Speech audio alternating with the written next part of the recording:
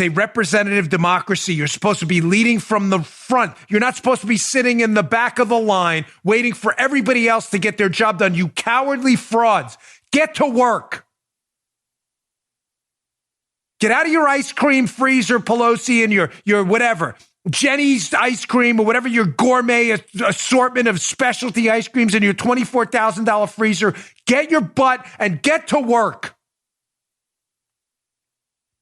Freaking disgrace. You got to be kidding me. We're not going back to work. It's dangerous. The world is dangerous.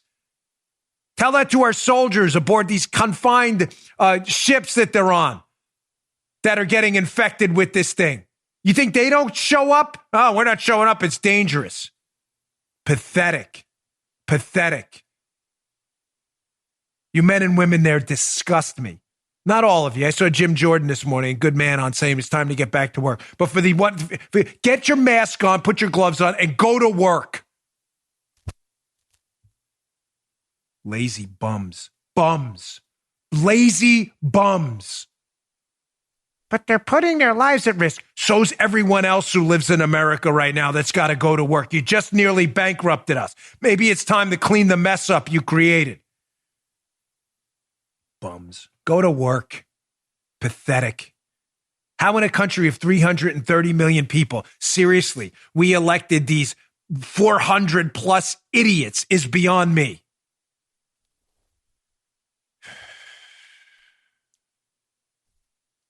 Seriously, losing that race for Congress, both of them, was the best thing that ever happened to me.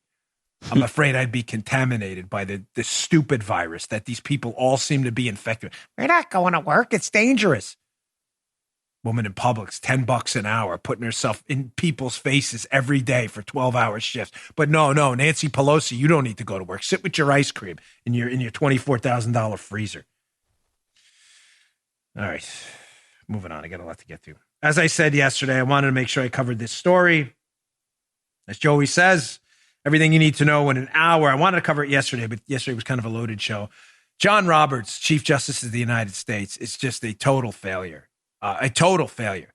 He is. I want John Roberts. What do you mean, Dan? Wasn't he appointed by Bush? A total failure. He is going to go down as the worst GOP nominated Supreme Court justice in modern U.S. history. Now, you may say, what happened? I'll get to that in a second. He abandoned us again this week. And when I say abandoned us, I mean the Republic. I don't mean Republicans. Right. I want a judge who judges according to the Constitution, not according to what Republicans or Democrats say. Roberts doesn't understand the Constitution. He pretends to, but he doesn't. Remember John Roberts, he invents rights when it's politically expeditious for him. He's a politician now, Roberts. And then he ignores rights clearly delineated in the Constitution. He invents rights. What do you mean? Remember Obamacare? Oh, yeah.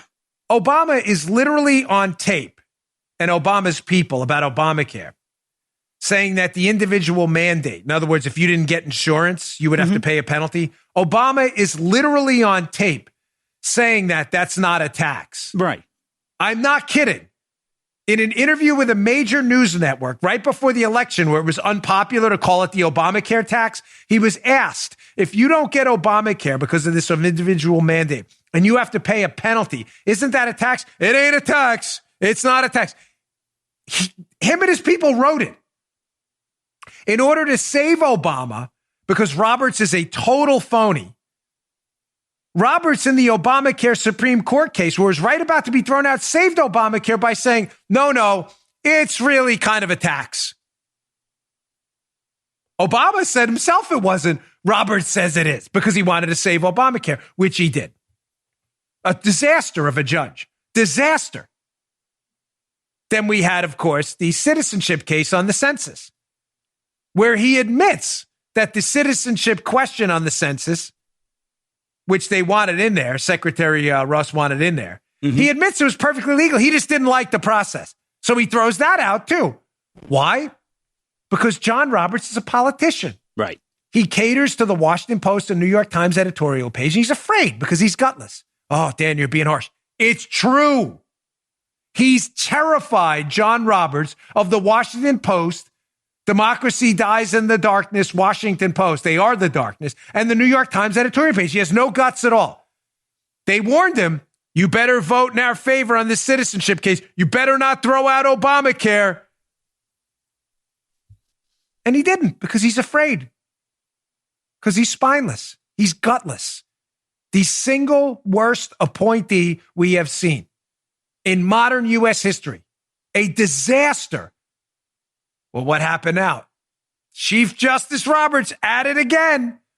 Had the opportunity to read the Constitution. Remember that, Joe? Second Amendment thing. Remember that after the First Amendment? Yeah. That whole right to bear arms shall not be infringed. Yeah. It's only the Constitution. I mean, Roberts, I know Roberts doesn't want to get into the details. The deets, Joe, the deets are too much, shall not be infringed. I'm not going to read that. Right. Come on, the Constitution. Don't waste my time. I got other things to do. Crazy. I'm having a soiree with the Washington Post editorial writers. Come on. Lovey. That's his crowd. So, long and short of it is, I have this Wall Street Journal article up, which explains a lot of it. The Chief Justice ducks on gun rights. The court majority cowers to Senate Democratic threats by the Wall Street Journal editorial board. Listen, Chief Justice Roberts, again, an embarrassment to the court. When the Wall Street Journal editorial page, which believe me, is right, if not center left sometimes on some issues, when they're telling you what a phony you are, it's bad, okay? Yeah. Really, Joe. I mean, because I cite the Wall Street Journal out because they're good on some issues, other things but I respect what they do. When they're coming after you, what did he do?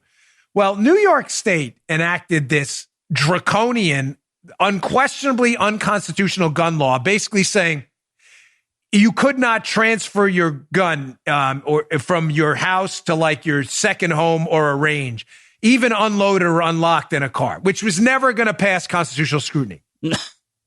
People in New York State sued. It made it up to the Supreme Court. New York State, knowing, Joe, they were going to get crushed on this case, that there was no chance in court. New York State says, no, we changed the law. You can carry it now to a range, but it has to be like a direct path. And why? Because they knew they were going to, they figured their defense, New York State would be, no, you can't sue us on that old law anymore because it's no longer a law. We reworded it, excuse me. Well, Alito, Clarence Thomas, and others who actually, respect the Constitution, like John Roberts, the case still made it to the Supreme Court. We're like, no, you don't get to ex post facto change the law. There were already damages done. We're going to look at that law. Roberts said, nah, we're not. Why? Because the editorial pages scared little Johnny again because he's so afraid of this thing called the Constitution, and he has no nerve. He has the spine of a jellyfish. They wrote, Dear Justice Roberts, the editorial pages and the Democrats, you better not, because they knew, by the way, this was going to be a big win for the Second Amendment. You better not hear this case. And of course, compliant little Johnny with his Snuggie and his Malamars had to comply. From the Wall Street Journal piece, he was afraid. Listen to this. So after the Supreme Court accepted the case, the city, New York City, revised its ban to let the plaintiffs tote their guns locked and unloaded directly between their residences and other permitted destinations. The state legislature passed a similar law. The case was moot, New York politicians declared. In other words, you can't sue us anymore. No more law. Mm-hmm. Well, I'm adding Hack in there, of course. Hack, Rhode Island Senator Sheldon Whitehouse, a Democrat, and 4 other Democrats also weighed in with an amicus brief threatening the justices if they didn't follow their orders to drop the case. Here's Democrat Hack Senator Sheldon Whitehouse. The Supreme Court is not well, the Hack Democrats wrote. Perhaps the court can heal itself before the public demands it be restructured in order to reduce the influence of politics. Let me translate that for you. Hack, filthy Senator Sheldon Whitehouse, an unconstitutional loser, up there on Congress, basically said to the court, and frightened little Johnny, who has no guts to stand up to him. He'll stand up to Trump at any moment because the Washington Post will love him, Chief Justice John Roberts, that is. But little Johnny read into that, oh my gosh, if we rule against them on the Second Amendment, Sheldon Whitehouse is going to attack us and threaten to restructure us. Oh my gosh, I better follow their orders now.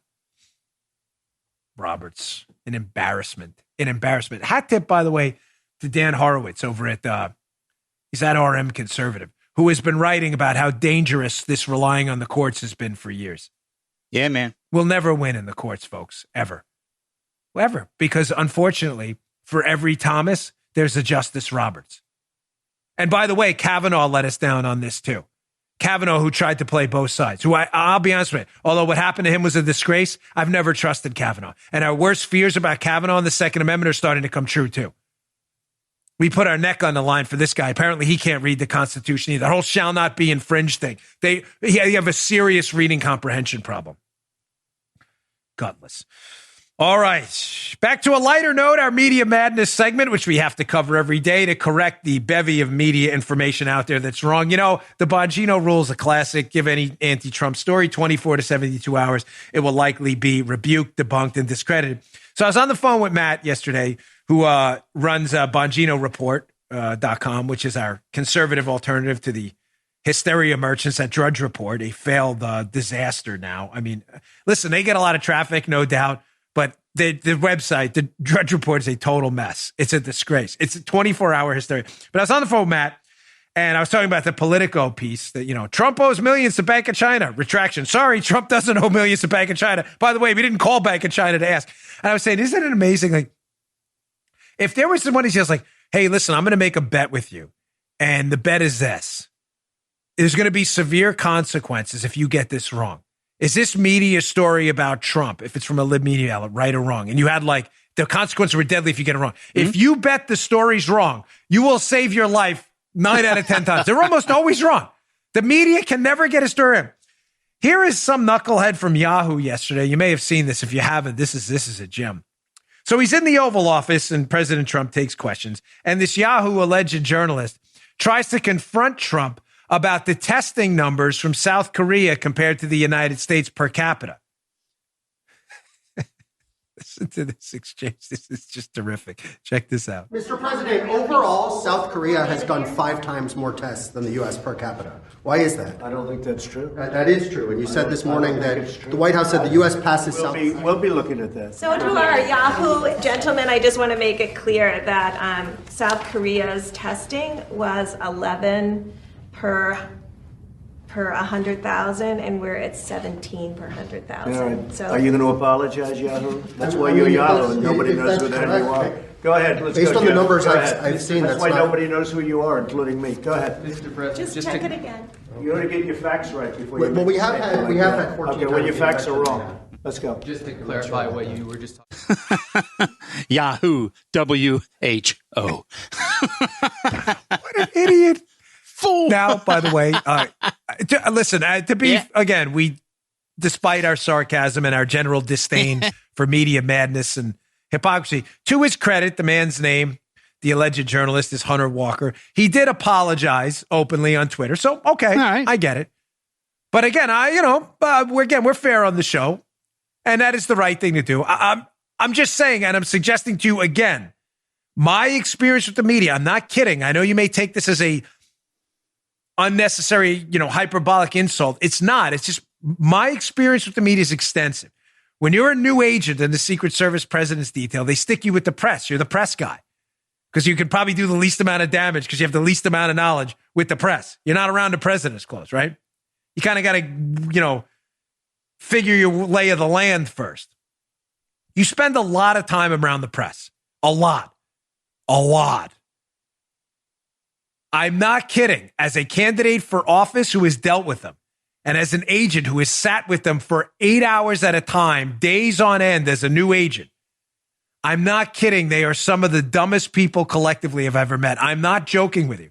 There are some very smart ones. Some I've been very impressed by. They are very rare. You give me a group of sanitation workers, plumbers, engineers, electricians, truck drivers. I'm not trying to be like virtue signaling. I'm not kidding. Any day of the week over a journalist. Some of the stuff I heard them say was so dumb. You would never believe these people write articles in newspapers and people take them seriously. I'll leave that there. All right. I want to get to this Red State piece again, more fake news journalists. Ellen Nakashima, who's been on the wrong side of a number of stories, trying to push another fake narrative again. I'll get to that in a second. Let me get to my last sponsor today. Paula's favorite, Echelon. Folks, listen, a lot of people are working out from home now. Echelon is the way to go. Don't pay a ton. Visit echelonfit.com/Dan today. This is Paula's favorite. We have some video, Paula, actually using Echelon. Across the country, we're staying home for the greater good. While we're all learning how to become homebodies with Echelon, it doesn't matter if you have to sit still. Choose